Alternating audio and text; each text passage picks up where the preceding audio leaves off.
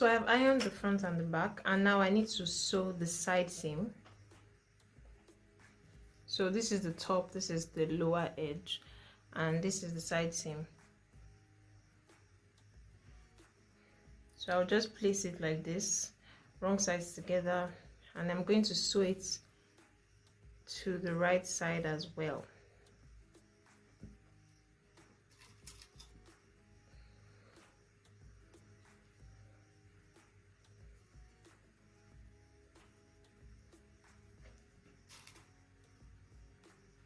I'm also going to place my loop. So I have sewn what I'm going to use for my loops at the back. I have sewn this.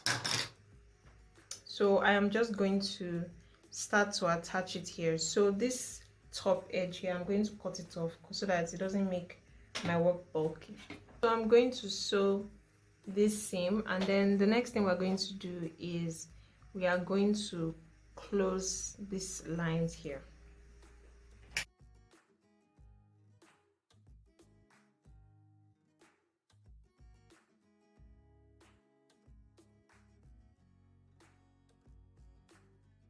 You're going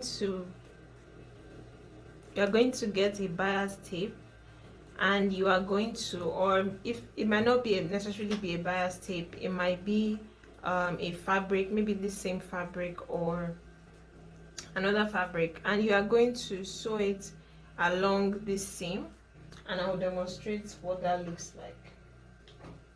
So I have strips of fabric here. So this is about 4 centimeters wide. So what you are going to do is you are going to place this strip here. So along each seam, you are going to place it right side. So this is the right side to the right side, and then you are just going to sew along the original seam that was there before. So this is how I make my bone casing for this type of corset. So I'm not going to do that all around. So based on the direction that you want it to be, I always place this towards the direction, because by the time I sew this and I overlap it, it's going to face this direction. So based on your preference, for the front you can place it towards the side, or you can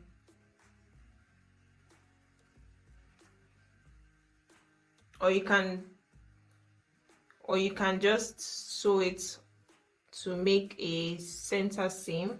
Is left to you. So I'm just going to do it towards the sides. I have sewn everything, all the seams together. So what is left for me now to do is to take it to my ironing board, and I'm going to iron it this way. So this is an example. So what you are going to do is fold it to meet the seam, fold it again so that it's underneath, and then we are going to top stitch it this way. So it's very important that you take it to your iron and you get it. If you have pins, or you can even use your hemming tape to hold it in place if you wish, but you need to iron this. And once we're done with that, to just top stitch it will be very easy. Okay, so the reason I used the centimeter I used here is because I need this to be 1 centimeter, which is because of the boning we're using. We're using plastic boning for this corset, just plastic boning. We'll just put it inside, and that's all. And when we are done with that, we are going to finish the top edge and then do the loops and then finish the lower edge. So after taking it to my iron, I have folded it. So this is what I did. I folded it first here, and then I turned it over to the seam allowance, and I folded it a third time this way. And I'm going to top stitch. So I'm first going to pin this, and I'm going to top stitch all around, and I'll show you the finished product. So here I already have my corset looking nice.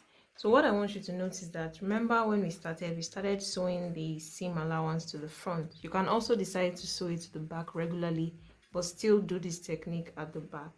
So what you would have in front would be something that looks like this. So you have your boning channels.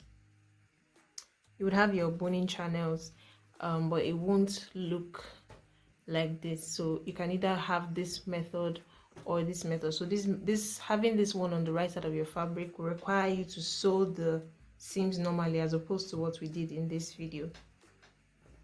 So now the next thing for me to do is to apply my loops and cover this place up.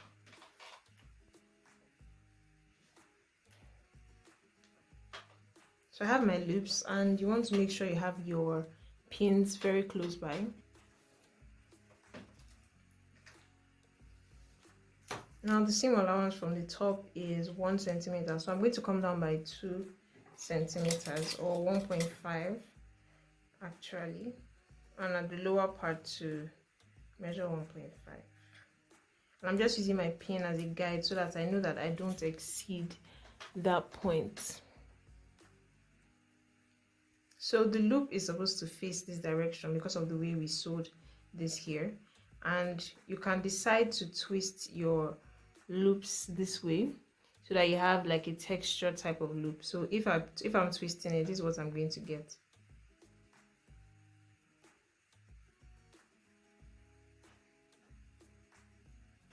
Okay, sure you can see how this looks, as opposed to me doing it the normal way and then having it look like this. I prefer this twisted one.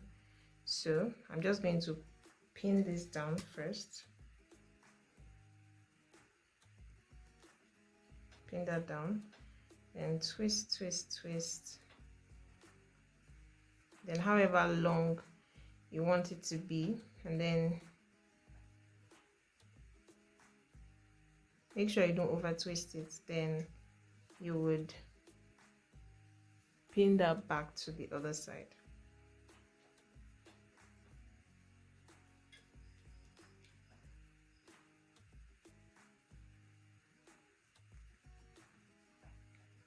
So twisting it makes it easy for you to see the loops. I'm sure you can see. And I will just turn this like this. I'm going to twist it again.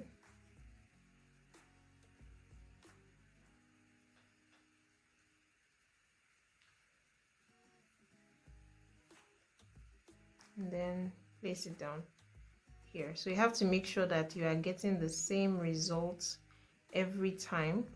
So like the spaces in between the holes should be the same all through the loop.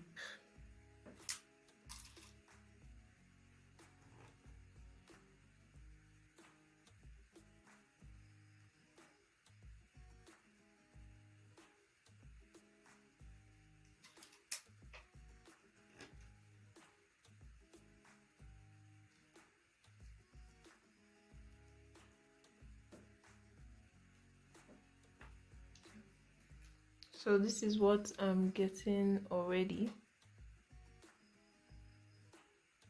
So I'm going to continue like that. Turn it, twist, twist, twist, and continue that way. So when I'm done, I would show you how it looks like. So I decided not to do twist anymore, and for context, this is how it looks like. This is how it looks like. So it's 6 at the back. So it's 6. So what I need to do now is cut a piece of fabric that I'm going to use to cover this. But before I do that, I'm just going to top stitch this. I'm going to sew this with 2 stitches so that it's secure.